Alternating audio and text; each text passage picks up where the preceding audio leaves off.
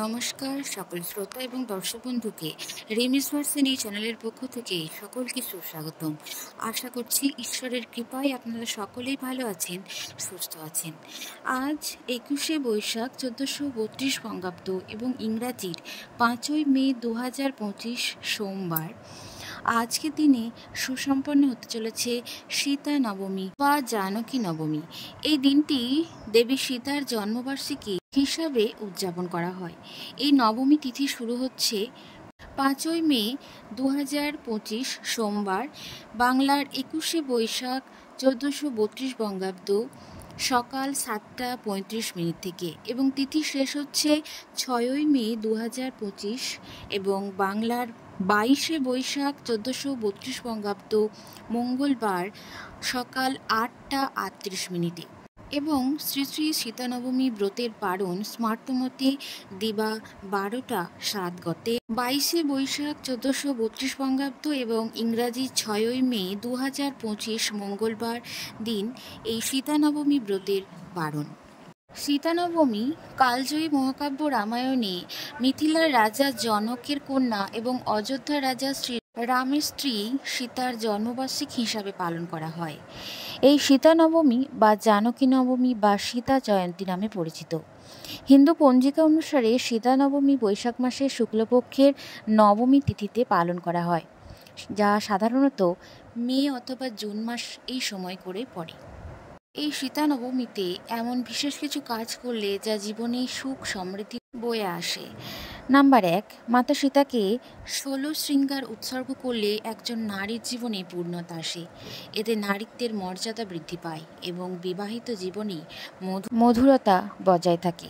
Number 2, মাতা সীতা মাটি থেকে কন্যারূপে জন্মগ্রহণ করেছিলেন। মাতা সীতার জন্ম মাটি থেকে, তাই ভূমি পুজো করুন এবং মাতা সীতার আশীর্বাদ গ্রহণ করুন। এটি জীবনের শিকড়কে শক্তিশালী করে। এই দিন কুমারী মেয়েদের খাওয়ানো বা তাদের সম্মান করা তাদের আশীর্বাদ পাওয়ার সবচেয়ে সহজ উপায়। এই দিনে ওম পতিব্রতায় নমঃ এই মন্ত্রটি জপ করলে মন একাগ্র হয় এবং বিবাহিত জীবনের সমস্যা দূর হয়।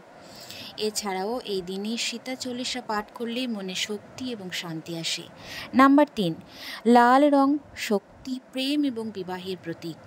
তাই মাতা সীতাকে লাল চূর্ণি অর্থাৎ ওড়না নিবেদন করলে বিবাহ সংক্রান্ত বাধা দূর হয় এবং ভালো বিয়ের সম্বন্ধ আসে। নাম্বার 4, মাতা সীতাকে হলুদের গুঁড়ো নিবেদন করুন এবং সীতা নবমীর উপবাস পালন করুন এবং পুজোর শেষে অবশ্যই সীতানবমীর ব্রতকথা শ্রবণ করবেন। আজ আমি এই ভিডিওর মাধ্যমে আপনাদের সীতানবমীর ব্রতকথা সম্পর্কে বলব। বেদজ্ঞ মহামতি সুত নৈমিষ কাননে শৌনকাদি ঋষিদের কাছে এই ব্রতের কথা এবং মাহাত্ম্য কীর্তন করেছিলেন। কোনো এক সময়ে মহর্ষি গৌতম কৈলাসধামে দেবাদিদেব শঙ্করের কাছে এসে কথা প্রসঙ্গে কুশল জিজ্ঞাসা করলেন। তিনি ঋষির কাছে সীতানবমী ব্রতের কথা বলেছিলেন। শঙ্কর মহর্ষি গৌতমকে বলেছিলেন, হে দ্বিজশ্রেষ্ঠ, বৈশাখ মাসের শুক্লপক্ষের অষ্টমী তিথিতে সংযম করে থেকে নবমীতে সীতানবমী ব্রত করতে হয় এবং এই ব্রত করলে ব্রতের উপর সীতাদেবী সন্তুষ্ট হন।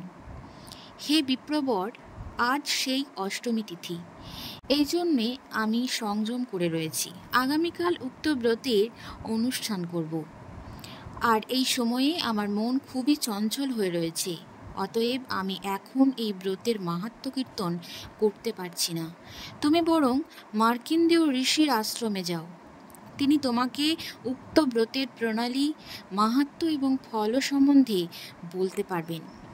শঙ্করের কথা শুনে মহর্ষি গৌতম ঋষিপ্রবর মার্কণ্ডের কাছে এসে সবিনয়ে উক্ত ব্রত সম্বন্ধে জানতে চাইলে তিনি মহর্ষিকে বললেন, হে মহর্ষি গৌতম, ত্রেতাযুগে বসন্তকালে পূর্ণময় বৈশাখ মাসের শুভ নবমী তিথিতে মধ্যাহ্নকালে সীতা দেবী স্বয়ং রাজর্ষি জনকের গৃহে আবির্ভূত হয়েছিলেন। ওই দিনে সীতানবমী ব্রত করলে অশেষ ফল লাভ করা যায়। তবে উক্ত নবমী তিথিতে সামান্যতম অষ্টমী যোগ থাকে, তাহলে সেই দিন ব্রত পালন করা উচিত নয়। যে দিন মধ্যাহ্নকালে নবমী তিথি পাবে শুধুমাত্র সেই দিনই ব্রত পালন করবে। যদি দুদিনই মধ্যাহ্নকালে নবমী তিথি পড়ে তাহলে তার পরের দিন ব্রতের পালন করতে হবে। যদি মঙ্গলবার ও নবমী তিথি সঠিকভাবে নক্ষত্রের দিক যুক্ত না হয়ে থাকে তবে শুধুমাত্র নবমী তিথিতেই এই ব্রত পালন করা উচিত। অজ্ঞানতাবশত সীতাদেবীর জন্মদিনে এই ব্রত পালন না করলে ঘোরতর নরকগামী হতে হয়। উক্ত দিনে অন্ন ভোজন করতে নেই, করলে বিষ্ঠাপূর্ণ নরকে গমন করে কৃমি রূপ ধারণ করতে হয়। ষোড়শ দান সহ মহাযজ্ঞের অনুষ্ঠান করলে যে ফল পাওয়া যায়, যাবতীয় পূর্ণময় তীর্থ ভ্রমণে ও সর্বজীবে দয়া করলে যে ফল লাভ হয়ে থাকে, শুধুমাত্র সীতা নবমী ব্রত করলেই সেই সব ফল অনায়াসে লাভ হয়ে থাকে। এই ব্রতের যেরূপ প্রণালী এখন তা বর্ণনা করছি। অষ্টমী দিনে শয্যা ত্যাগ করে যথাবিধি শৌচকর্ম শেষ করে স্নানান্তে শ্রদ্ধান্না আহ্নিক শেষ করতে হবে। পরে দেবতা এবং পিতৃপূজা করে ব্রহ্মচারীর মতো এক পাকে ভোজন করে জিতেন্দ্রীয়ভাবে রাত্রিকালে তৃণশয্যায় শয়ন করতে হবে। নবমী প্রভাতে শয্যা ত্যাগ করে গঙ্গাদি তীর্থে স্নানান্তে নিত্য কর্ম শেষ করে একটা মণ্ডপ তৈরি করতে হয়। 16টি 8টি বা 4টি স্তম্ভের উপর মণ্ডপটি তৈরি করতে হবে। মণ্ডপের মধ্যস্থল চাঁদোয়া দিয়ে আচ্ছাদিত করতে হবে। মণ্ডপের বাইরের দিকে স্তম্ভগুলি শঙ্খ এবং চক্র চিহ্নিত পতাকা দিয়ে সাজাতে হবে এবং প্রত্যেকটি দ্বারে ঘট পেতে তাতে চালের গুঁড়ো দিয়ে সাজিয়ে দিতে হবে। এরপরে মণ্ডপের মধ্যে 4 হাত পরিমিত বেদি তৈরি করে তার উপর সীতাদেবীর সোনার মূর্তি বসাতে হবে। 16 ভরি সোনা দিয়ে সীতাদেবীর চতুর্ভুজা মূর্তি তৈরি করা বিধেয়। যাদের এই প্রকার মূর্তি তৈরি করার ক্ষমতা নেই তারা 4 তোলা বা 2 তোলা সোনা দিয়ে মূর্তি তৈরি করতে পারেন। যারা এতে অপরাগ তারা ডুমুর গাছের কাঠ, পেতল বা মাটি দিয়ে মূর্তি তৈরি করতে পারেন। এতেও যারা অসমর্থ তারা পটে সীতাদেবীর মূর্তি এঁকে বেদিতে বসাতে পারেন। মণ্ডপের একটা প্রান্ত কাপড় দিয়ে ঢেকে আতুর ঘর তৈরি করতে হবে। সেই ঘরে খাটের উপর সীতাদেবীর মায়ের মূর্তি শুইয়ে রাখতে হবে এবং তার পাশে মাতৃদুগ্ধ পানলতা সীতাদেবীর মূর্তি বসাতে হবে। এছাড়া জাত কর্মানুষ্ঠানে নিরত জনক, রাজার এবং পুরোহিত শতানন্দের মূর্তিও তৈরি করে বসাতে হবে। সোনার লাঙল ও রূপোর ক্ষেত্র তৈরি করে সোনার পাত্র দিয়ে আচ্ছাদিত করে রাখতে হবে। তারপর পূর্ণতীর্থের জলে পূর্ণ তাম্রকুম্ভের মধ্যে পঞ্চরত্নাদি দিয়ে স্থাপন করতে হবে। এরপরে ব্রতী শাস্ত্রজ্ঞ আচারনিষ্ঠ ব্রাহ্মণদের বস্ত্র, অলঙ্কার এবং গন্ধপুষ্পাদি দিয়ে পুজো করে তাদের আচার্য রূপে বরণ করতে হবে। এই ব্রতে 16 জন বা 8 জন সদাচার ব্রাহ্মণকে ঋত্বিক রূপে বরণ করবে। সংযমী ব্রতী মণ্ডপের মধ্যে সীতাদেবীর মূর্তির সম্মুখভাগে অষ্টদল পদ্ম এঁকে তার উপর উপরোক্ত ভাবে ঘট স্থাপন করে যথাবিধি অধিবাস করতে হবে এবং ভক্তি সহ প্রতিমাতে দেবীকে আবাহন করতে হবে। তারপরে ব্রতী একান্ত মনে মূল মন্ত্রে 3 বার প্রাণায়াম, হৃষ্যাদিন্যাস এবং অঙ্গন্যাস ও করন্যাস করে অন্তরে দেবীকে ধ্যানান্তে পুজো করবে। হে দ্বিজ প্রবর গৌতম, এইভাবে অধিবাস কর্ম শেষ হলে ব্রতী ব্রহ্মচারীর মতো ভূমির উপরে শয়ন করে রাত্রি যাপন করবে। নবমীর দিন প্রাতকালে ব্রতী শয্যা ত্যাগ করে শৌচাদি শেষে নদীর জলে স্নানান্তে নিত্যক্রিয়া সমাধা করবে। তার পরের দিন প্রথম প্রহরে নিত্য পূজা পাঠ শেষ করে দ্বিতীয় প্রহরে গান বাজনা সহকারে ভক্তিভাবে যথা নিয়মে তুলসী পাতা, ফুল, ফল দিয়ে সীতাদেবীকে পুজো করে 108 বার মূল মন্ত্র জপ করবে। তারপর রাজর্ষি জনকের পূজা করে অষ্টদলপদ্মের মধ্যে জয়া বিজয়াদি আবরণ দেবতাদের পূজা করবে। এরপরে ভক্তিনিষ্ঠ হয়ে গান বাজনা সহকারে সীতাদেবীর পূর্ণ স্তব পাঠ করে রাত্রি জাগরণ করবে।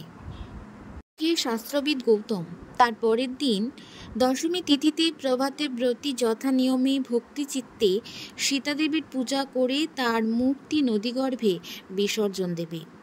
হে বিপ্রশ্রেষ্ঠ, তোমার কাছে সীতানবমীর ব্রতের কথা বললাম। ইন্দ্রাদি দেবতারা, যক্ষ, গন্ধর্ব এবং কিন্নর বা ঋষিরাও এই পুণ্যময় ব্রতের অনুষ্ঠান করে থাকেন। শশাগররা সমগ্র পৃথিবীকে প্রদক্ষিণ করলে সে ফল হয় বা ষোড়শ মহাদানে কিংবা অশ্বমেধে অথবা অন্য কোনো কঠোর তপস্যা করলে যে ফল হয়, এই ব্রতের মাহাত্ম্যে সেই সমস্ত ফল ব্রতী লাভ করে থাকে। হে দ্বিজোত্তম গৌতম, তুমি এই ব্রত পালন করো। স্বয়ং প্রজাপতি ব্রহ্মা তার চতুর্মুখে বা অনন্ত দেব তার অনন্ত মুখেও এই ব্রতের মাহাত্ম্য যথাযথভাবে কীর্তন করতে অপারগ। এই পূর্ণময় সদাব্রতের দ্বারাই আমি এই রকম দীর্ঘায়ু লাভ করেছি। এখানেই সমাপ্ত হইল সীতানবমীর ব্রতকথা। বন্ধুরা, এই ছিল সীতানবমীর ব্রতকথা। আজ 22শে বৈশাখ 1432 বঙ্গাব্দ এবং ইংরাজির 5ই মে 2025 সোমবার। আজ এই পূর্ণতিথিতে অবশ্যই একটিবার হলেও এই সীতানবমীর ব্রতকথা শ্রবণ করবেন। বন্ধুরা, আজকের পর্বটি এই পর্যন্তই ছিল। সকলে ভালো থেকো, সুস্থ থেকো। আবারও দেখা হচ্ছে নতুন কোনো পর্ব নিয়ে। ধন্যবাদ সকলকেই।